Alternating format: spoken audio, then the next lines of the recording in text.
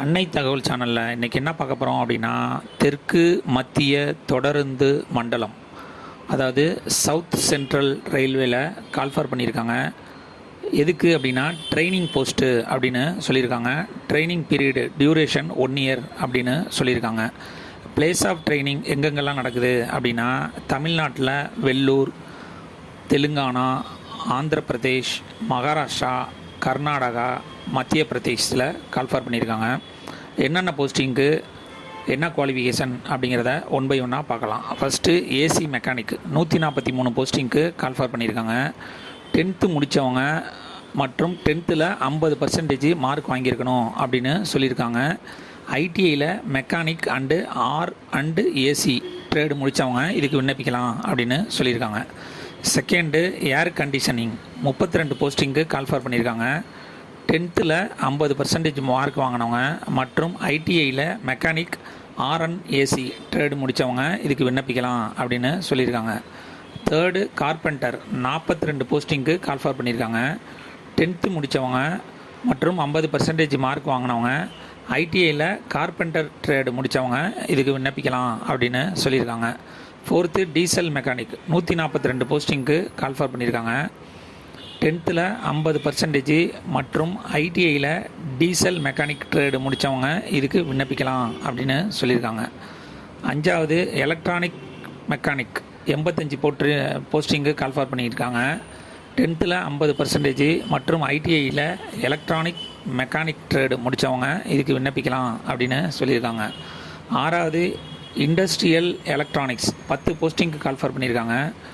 10th +50% mark வாங்கினவங்க மற்றும் ஐடிஐயில் electronic mechanic trade முடித்தவங்க இதுக்கு விண்ணப்பிக்கலாம் அப்படின்னு சொல்லியிருக்காங்க. 7th எலக்ட்ரீஷியன் 1053 போஸ்டிங்க்கு கால்ஃபார் பண்ணியிருக்காங்க. 10th மற்றும் 50% மார்க் வாங்கினவங்க இதுக்கு விண்ணப்பிக்கலாம் அப்படின்னு சொல்லியிருக்காங்க. ஐடிஐயில் எலக்ட்ரீஷியன் ட்ரேடு முடித்தவங்க இதுக்கு விண்ணப்பிக்கலாம் அப்படின்னு சொல்லியிருக்காங்க. 8th electrical SNT electrician 10 posting call for பண்ணியிருக்காங்க. 10th மற்றும் எஸ்எஸ்எல்சியில் 50% மார்க் வாங்கினவங்க மற்றும் ஐடிஐயில் எலக்ட்ரீஷியன் முடித்தவங்க இதுக்கு விண்ணப்பிக்கலாம் அப்படின்னு சொல்லியிருக்காங்க. 9th பவர் மெயின்டெனன்ஸ் எலக்ட்ரீஷியன் 34 போஸ்டிங்க்கு கால்ஃபார் பண்ணியிருக்காங்க. 10th 50% மார்க்கு மற்றும் ஐடிஐயில் எலக்ட்ரீஷியன் ட்ரேடு முடித்தவங்க இதுக்கு விண்ணப்பிக்கலாம் அப்படின்னு சொல்லியிருக்காங்க. 10 ட்ரெயின் லைட்டிங் எலக்ட்ரீஷியன் 34 போஸ்டிங்க்கு கால்ஃபார் பண்ணியிருக்காங்க.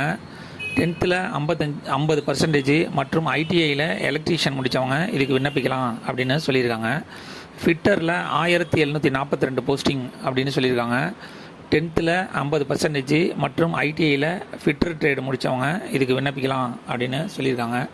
12 motor mechanic vehicle MMV 8 posting call for பண்ணியிருக்காங்க. 10th 50% மற்றும் ஐடிஐயில் மெக்கானிக் மோட்டார் வெஹிக்கிள் முடித்தவங்க இதுக்கு விண்ணப்பிக்கலாம். 13 மெஷினிஸ்ட் 100 போஸ்டிங்க்கு கால்ஃபார் பண்ணியிருக்காங்க. 10th 50% மற்றும் ஐடிஐயில் மெஷினிஸ்ட் போஸ்டிங் முடித்தவங்க இதுக்கு விண்ணப்பிக்கலாம் அப்படின்னு சொல்லியிருக்காங்க. 14 mechanic machine tool maintenance 10 posting call for பண்ணியிருக்காங்க. 10th 50% மற்றும் ஐடிஐயில் மெக்கானிக் மெஷின் டூல் மெயின்டெனன்ஸ் முடித்தவங்க இதுக்கு விண்ணப்பிக்கலாம் அப்படின்னு சொல்லியிருக்காங்க. 15 பெயிண்டர் 74 போஸ்டிங்கை கால்ஃபார் பண்ணியிருக்காங்க. 10th 50% மற்றும் ஐடிஐயில் பெயிண்டர் ட்ரேட் முடித்தவங்க இதுக்கு விண்ணப்பிக்கலாம் அப்படின்னு சொல்லியிருக்காங்க. 16 வெல்டர் 713 போஸ்டிங்க்கு கால்ஃபார் பண்ணியிருக்காங்க. 10th +50% மார்க் வாங்கினவங்க ஐடிஐயில் வெல்டர் ட்ரேட் முடித்தவங்க இதுக்கு விண்ணப்பிக்கலாம் அப்படின்னு சொல்லியிருக்காங்க. வயது வரம்பு என்ன சொல்லியிருக்காங்க அப்படின்னா, 27/1/2025 அன்னைக்கு the candidate should have completed 15 வயசு முடிஞ்சிருக்கணும், 24 வயசுக்குள்ளே இருக்கணும் அப்படின்னு சொல்லியிருக்காங்க. ஏஜ் ரிலாக்ஸேஷன்லாம் யார் யாருக்கு கொடுத்துருக்காங்க அப்படின்னா, எஸ்சி எஸ்டி கேண்டிடேட்டாக இருந்தாங்க அப்படின்னா அவங்களுக்கு 5 years ஏஜ் ரிலாக்ஸேஷன் கொடுத்துருக்காங்க.